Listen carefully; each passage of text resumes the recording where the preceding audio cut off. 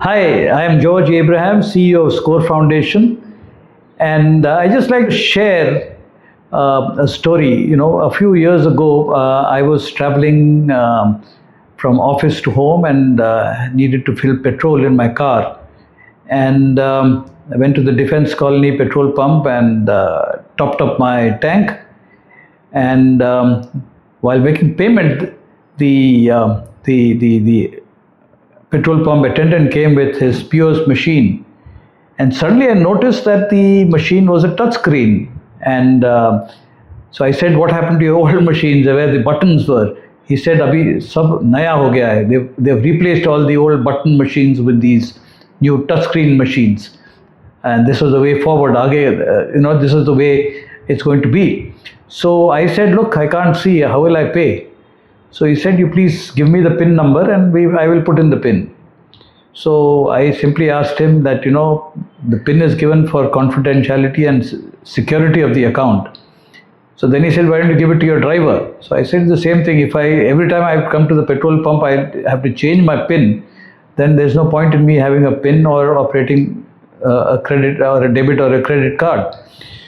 So somehow I managed to handle that situation, but I was livid. I just felt that it was very unfair that the newer devices that were coming in, like the POS machine, then the mobile apps, the payment wallets, all of these were being run and developed by people who didn't seem to care about us, people with disability, who are also part of the economy. And while I felt that when the Prime Minister talked about Digital India, it is a great opportunity for the nation to become inclusive, financially inclusive, because blind and visually impaired people using technology, using screen reading technology, are able to access everything that is digital, provided they are designed in an accessible format. And there are guidelines for this. There are the W3CA guidelines, and there are various guidelines laid down by various global bodies. But when people design systems, they don't care for the inclusion of blind and visually impaired people, perhaps because we don't matter. At least they think that we don't matter. And so I got very frustrated, and I wrote an article in the Hindustan Times the very next day, and it was published. And a lawyer friend of mine saw it and said, "George, I think we need to take this to court. We need to file a case because this is serious." So I said, "Yes, it's serious, and let's do it." So we filed a case in the Delhi High Court. It's about 5 years ago now. It was before the pandemic. And there were several hearings that we had, and as they say in the famous Damini movie, Tariq pe Tariq chalta ja raha tha.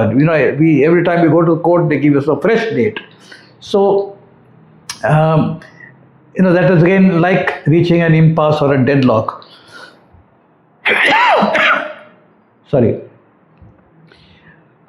So my lawyer and I, we kind of discussed this matter, and we decided that we should request the court to actually form a committee comprising all stakeholders, so that people from the Reserve Bank of India, from the Finance Ministry, from the Ministry of Social Justice and Empowerment, blind and visually impaired people, people familiar with technology, if all of it come round the table and if we present our case, so that every stakeholder realizes this is a genuine demand. It's not some activist kind of making noise. So we put that request in, and the High Court agreed, and a committee was formed under the chairmanship of Mr. Balakrishnan, who is a professor at the Delhi IIT. And there was another professor from IIT Delhi, and then there were representatives from the Reserve Bank of India and the Ministry of Social Justice and Empowerment. And there were two of us visually impaired people, a lawyer by the name Amar Jain, who's a blind gentleman, and myself.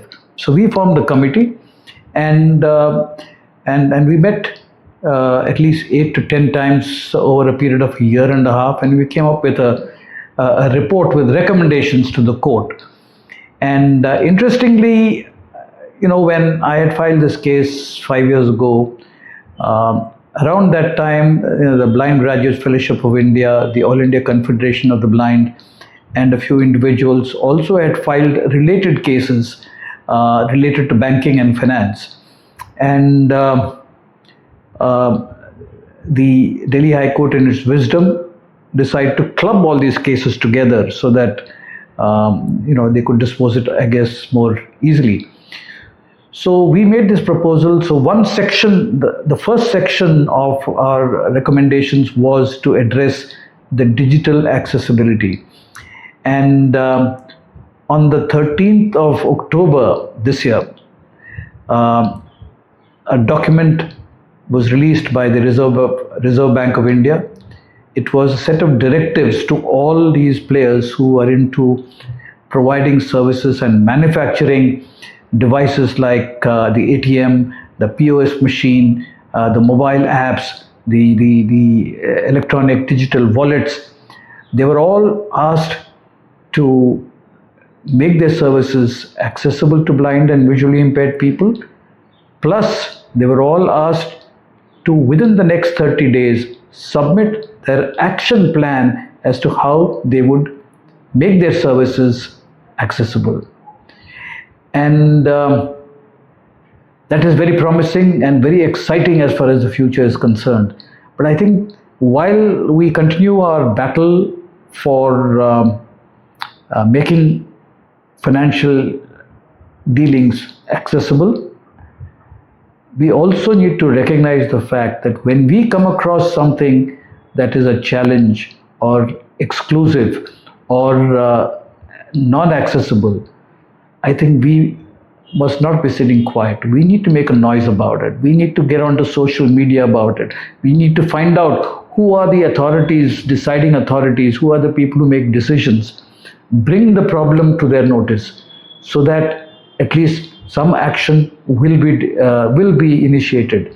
And again, if those authorities or organizations or departments don't respond, we have the facility of going to the Chief Commissioner Persons with Disability and launching a formal complaint or going to the courts. But change will happen only when we raise these issues so that the authorities get to know about it, they notice it, and they are able to act upon it.